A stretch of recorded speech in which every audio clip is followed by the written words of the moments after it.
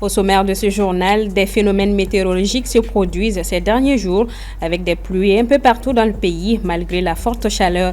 Les spécialistes de la météo nous expliquent les phénomènes.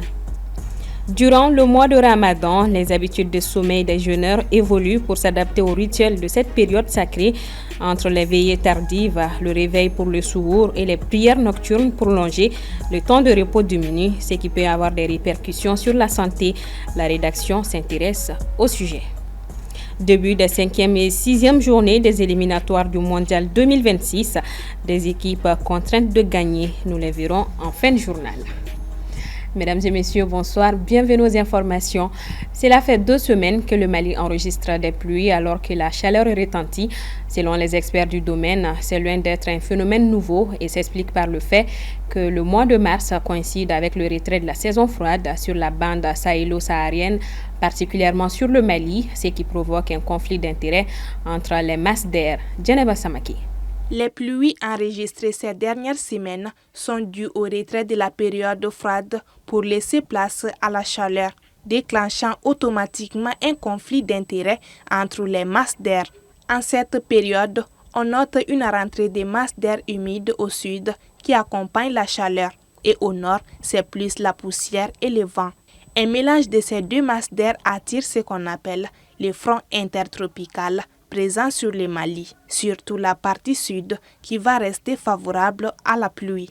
Des pluies intersaisonnières qui ont toujours existé avec une grande ampleur cette année du fait de l'intensité de la pluie, comme ce fut le cas le 10 mars dernier où la région de Sikasso a enregistré plus de 70 ml en 24 heures, causant d'énormes dégâts chez les producteurs de pommes de terre. Ça tient compte de la variabilité climatique due aux effets du changement climatique, évidemment. Ce n'est pas des pluies de saison. Voilà, la saison n'est pas encore commencée. La saison de pluie va commencer bientôt. Ça sera au mois de mai. Voilà, mais nous avons de la pluie devant nous encore, non seulement pendant ce mois de mars, mais ça va se poursuivre jusqu'au mois d'avril. Donc, c'est en avril que la saison froide va se retirer complètement sur la bande sahélo-saharienne pour laisser place à la période chaleur. Ces phénomènes engendrent de nombreux impacts positifs et négatifs. Dans un premier temps, ces pluies, quand elles viennent en quantité importante, nettoient les villes, tuent ou diminuent les bactéries se trouvant dans l'atmosphère ou qui sont suspendues dans la poussière et donnent également une chance aux premières pousses des herbes indispensables à l'alimentation des bétails. Côté négatif, avec un changement, tantôt il fait chaud, extrêmement chaud, il fait très chaud, comme du jour, comme la nuit. Et vous allez voir que ça amène l'inconfortabilité, voilà, au niveau de l'organisme. Ça conduit à certaines maladies. Pendant la période là aussi, la fréquentation des hôpitaux va être très élevée due à l'inconfortabilité. Voilà, et aussi dû à certaines maladies climato-sensibles. C'est ce temps qui prévaut dans notre zone. Ce n'est pas propre seulement au Mali, c'est propre à tous les pays du Sahel. Face à cette mutation brusque, il est conseillé à la population de se protéger, de boire suffisamment d'eau, au moins 1,5 litre minimum par personne et par jour, en accordant une attention particulière aux enfants et aux personnes âgées. Se rafraîchir et éviter surtout les déplacements inutiles à des heures de pointe et d'adopter son habillement en fonction du temps. Pendant le mois de Ramadan, les habitudes de sommeil ont tendance à changer pour la majorité des jeûneurs qui s'adaptent au rituel du mois sacré. Entre les veillées tardives, le réveil pour le souhour et les longues prières nocturnes, le temps de sommeil est réduit, ce qui n'est pas sans conséquence sur la santé. Le sujet de société est signé Soumaïla Fani. Durant le mois de Ramadan, l'horloge biologique se dérègle, créant un contraste marqué qui inverse les rythmes du jour et de la nuit. Avec le décalage des heures de repas, les prières nocturnes et les obligations quotidiennes, le sommeil est souvent mis à mal, exposant les jeûneurs à divers risques, de la mauvaise humeur à l'irritabilité, en passant par le manque de concentration. Il y a des périodes obligatoires de réveil, il y a des périodes obligatoires de prière également. Donc cela s'accompagne par des insomnies, tout à fait.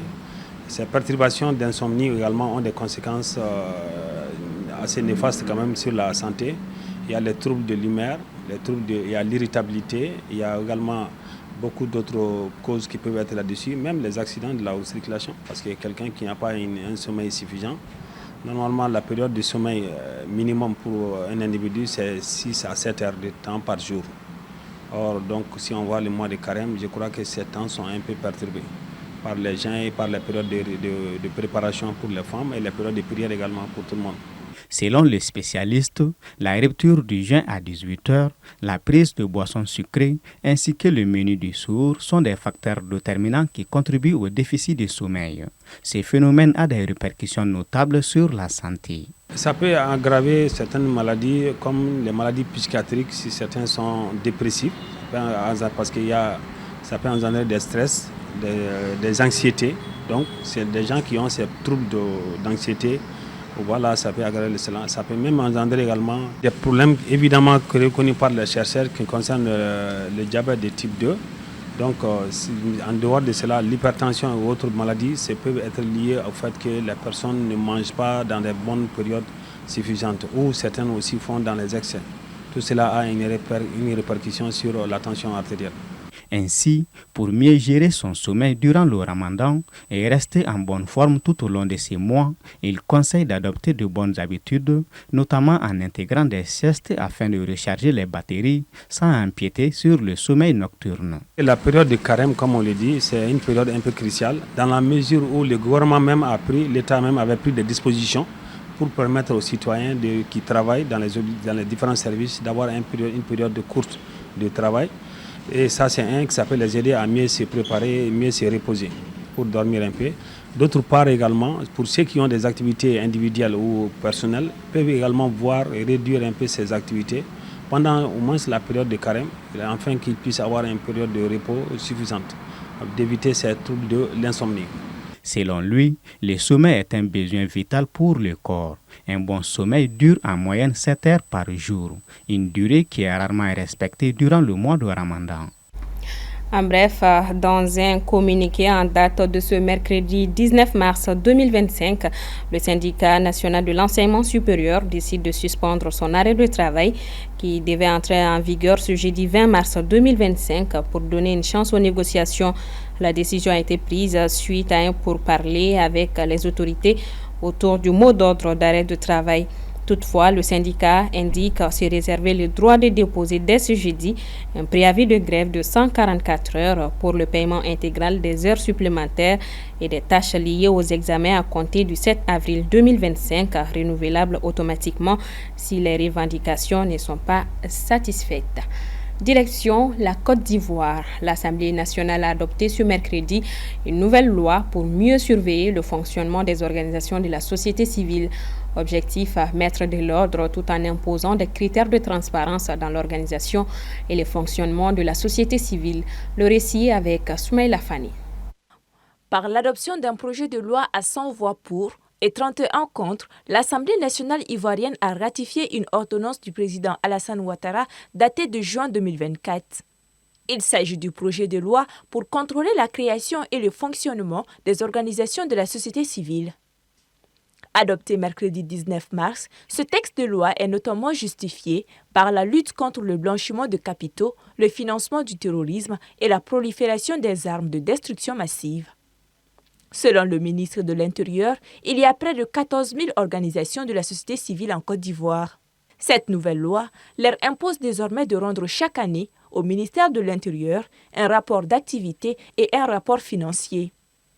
Selon le dit document, les dons issus d'associations religieuses sont par exemple identifiés comme les principales sources non criminelles de financement du terrorisme. Cette nouvelle loi a été adoptée sans débat et en l'absence de certains députés, dont ceux du parti de Laurent Gbagbo.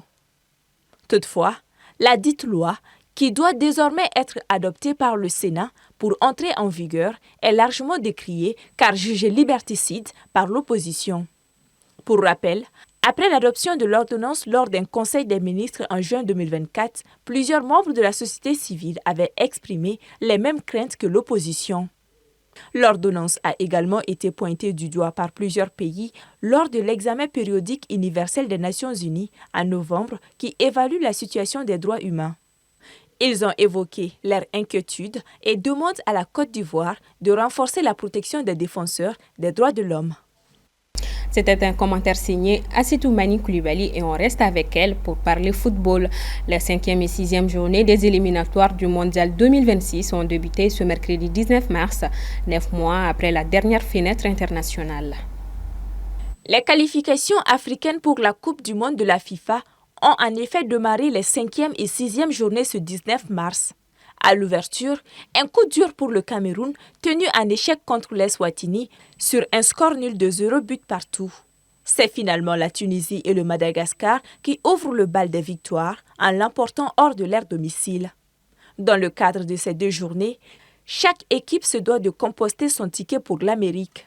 Si certaines équipes avancent déjà avec confiance, il n'en est pas pour d'autres qui ne bénéficient pas d'une meilleure position. Dans le groupe C, le Nigeria n'a plus droit à l'erreur, avec désormais un nouveau sélectionneur en la personne d'Éric Sékouchel, ex-sélectionneur du Mali. Une qualification serait synonyme de coup de grâce pour le nouveau sélectionneur qui aura réussi à relever le défi. Le Mali, logé dans le groupe I, n'a également pas droit à l'erreur lors de ses matchs contre les Comores et la Centrafrique. Pour le moment, les Malgaches sont à la tête du groupe avec 10 points. Une position due à sa victoire contre la Centrafrique, 4-1. Je pense qu'aujourd'hui, le Mali comme le Nigeria, on n'est pas condamné. Et c'est vrai que historiquement, on se rend compte que plusieurs fois, quand on n'attend pas le Mali ou quand on a des appréhensions, c'est là où le Mali sort le grand jeu. J'espère que aujourd'hui, le Mali comme le Nigeria, qui sont des grandes équipes aujourd'hui reconnues sur le plan continental, ils feront honneur à leur réputation.